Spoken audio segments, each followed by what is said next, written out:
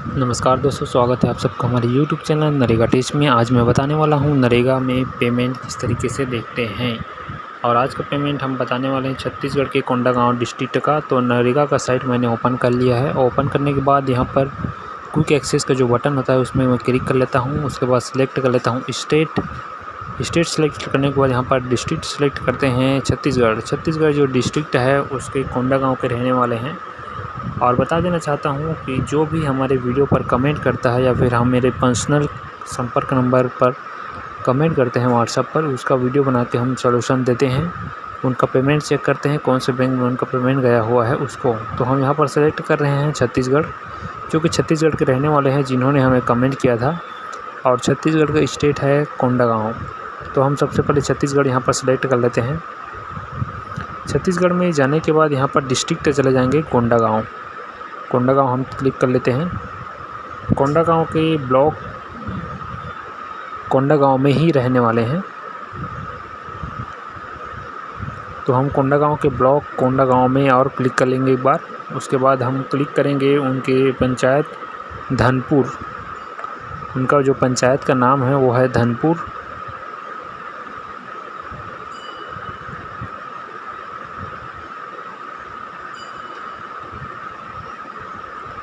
Channel पर लगातार video आते रहते हैं। जितने भी कमेंट करते हैं उनका रिप्लाई हमारे द्वारा किया जाता है। जितने भी वीडियो हो सके उसका सॉल्यूशन दिया जाता है। तो नरेगा का सर्वर स्लो होने के कारण थोड़ा सा यहाँ पर प्रॉब्लम होता है। उसके बाद यहाँ पर देखते हैं जो इनका ग्राम पंचायत है धनपुर में चले जाएंगे अपन। धनपुर में जाने के बाद जॉब कार्ड में चले जाते हैं। जॉब कार्ड नंबर यहाँ पर इनका फाइंड करेंगे। जॉब कार्ड नंबर क्या है 384 एक जॉब कार्ड नंबर है। उसके बाद एक और जॉब कार्ड नंबर इनके द्वारा दिया गया है।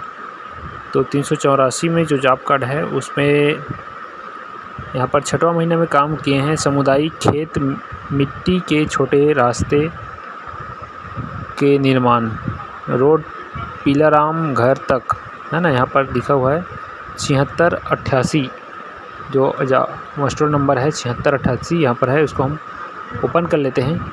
16/6 से 22/6 तक इन्होंने काम किया है जो मास्टर निकला है उस पर। और यहाँ पर जो नाम है 384 इनका पेमेंट अभी गया नहीं है। वेज लिस्ट नंबर बस जारी हुआ है। लेकिन देखते हैं वेज लिस्ट नंबर जारी होने के बाद कहाँ पर रुका हुआ है इनका प्रोसेस।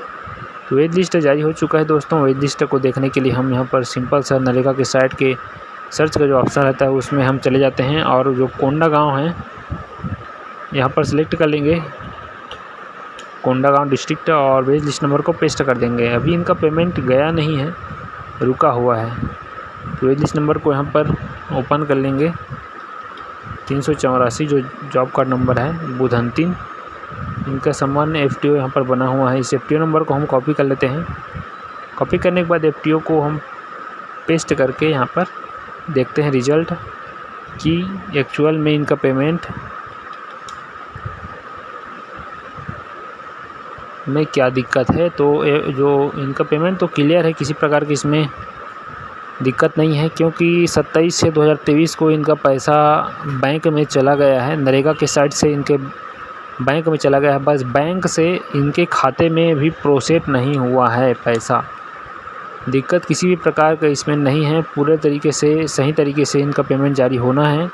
और इनके खाते का जो लास्ट 2 डिजिट है बता देना चाहता हूँ 37 यहाँ पर 2 डिजिट है। बैंक का IFSC कोड BKID 0009041 यहाँ पर दिखाई दे रहा है। आप मिला लीजिएगा अपने अकाउंट नंबर को, लास्ट 2 डिजिट इसी में पैसा आएगा। अभी ट्रांजैक्शन नहीं हुआ है आपके खाते में, बैंक में पैसा आ चुका है। अगला जो जॉब कार्ड है उसको देखते हैं।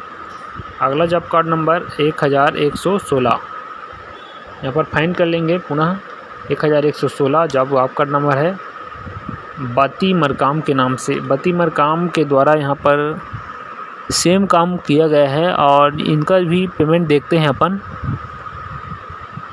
84/75 जो मस्टोल है इस पर इन्होंने काम किया है 23/6 से 29/6। इनका भी पेमेंट अभी रुका हुआ है, जॉब कार्ड है 1116 ना। इनका देखते हैं कौन से बैंक में इनका पैसा आने वाला है।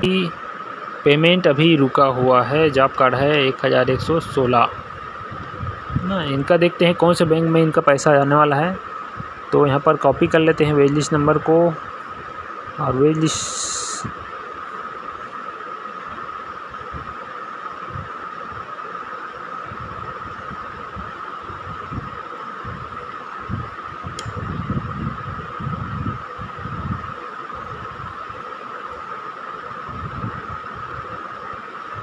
जिस नंबर को जो हमने कॉपी किया है उसको यहाँ पर पेस्ट कर देंगे।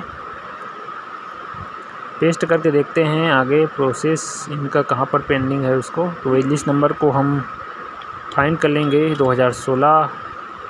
जॉब कार्ड है बंटी मरकाम के नाम से। यहाँ पर इनका आधार बेस पेमेंट हुआ है, एफटीओ बना हुआ है। तो आधार बेस एफटीओ जो है उनका कौन से बैंक में जाएगा पेमेंट, इसके बारे में थोड़ा सा चेक कर देते हैं कौन से बैंक में जाने वाला है इनका पेमेंट।